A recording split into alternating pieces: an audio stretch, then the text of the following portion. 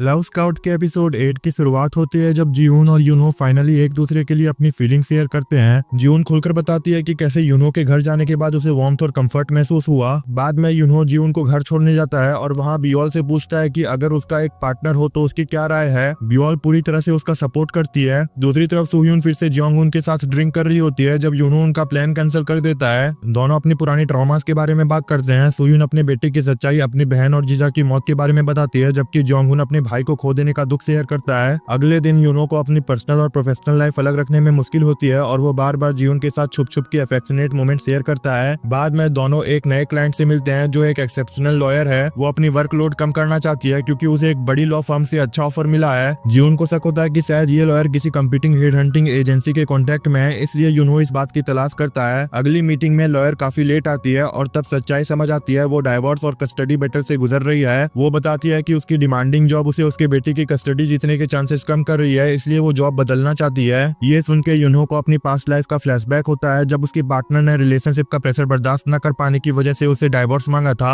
बाद में यूनो और जियून साथ वॉक करते हैं और अपनी पर्सनल लाइफ के और भी ज्यादा डिटेल्स शेयर करते हैं। इसी बीच बियोल अपने अंकल मिये के हस्बैंड से बात करती है और बताती है कि यूनो किसी को डेट कर रहा है। वो नोटिस करती है कि यूनो मिरर ज्यादा देखने लगा है और फोन पर लगा रहता है। वो अपने अंकल से वादा लेती है कि जैसे ही उसे पता चलेगा कि वो लड़की कौन है वो बता देगा। अगले दिन मिये जियून और यूनो की क्लोज बॉन्डिंग नोटिस करती है और जियून से बात करती है। कंसर्न होकर मिये उसे वार्न करती है कि इस रिलेशनशिप में चैलेंजेस आ सकते हैं, लेकिन जियून उसे एश्योर करती है कि वो यूनो को वैसे ही पसंद करती है जैसे वो है और वो उसे डेट करना कंटिन्यू करेगी। बाद में जियून और यूनो लॉयर से दोबारा मिलते हैं। इस बार लॉयर बताती है कि उसका बेटा अब अपने पापा के साथ रहना चाहता है। इसी वक्त बेटा जियून के ऑफिस आता है और रिक्वेस्ट करता है कि उसकी माँ अपनी जॉब ना छोड़े। पता चलता है कि उसने उनके पहले का कन्वर्सेशन सुन लिया था और उसे गिल्ट महसूस हो रहा था कि उसकी वजह से उसकी माँ अपनी जॉब बदल रही है। इस पर यूनो एक अल्टरनेटिव सॉल्यूशन सजेस्ट करता है लॉयर के लिए, एक इन हाउस रोल जो उसकी वर्क लाइफ बैलेंस और गोल्स दोनों के साथ फिट होता है। उसी रात जियोन और यूनो बात करते हैं और यूनो एक किताब पढ़ के जियोन को सुलाने की कोशिश करता है। अगले दिन जियोन को वू चुलयोंग एक इवेंट के लिए इनवाइट करता है। यूनो उसके साथ जाता है, लेकिन वहां जाके पता चलता है कि हाईजिन ने चुलयोंग की मदद कर दी थी। इस वजह से चुलयोंग जियोन का एहसान चुकाने के लिए उसे पब्लिक में एम्बेरस कर देता है। जियोन उसकी कंट्रोलिंग बिहेवियर का सामना करती है और यूनो इंटरवीन करके एक बहाना बनाता है ताकि उसे वहां से ले जा सके। इसी के साथ ये एपिसोड यहाँ खत्म होता है। एपिसोड 7 देखने के लिए वीडियो के लेफ्ट साइड क्लिक करें। वीडियो पसंद आया है तो लाइक करें, चैनल पर नए हो तो सब्सक्राइब करें। Thank you so much for watching.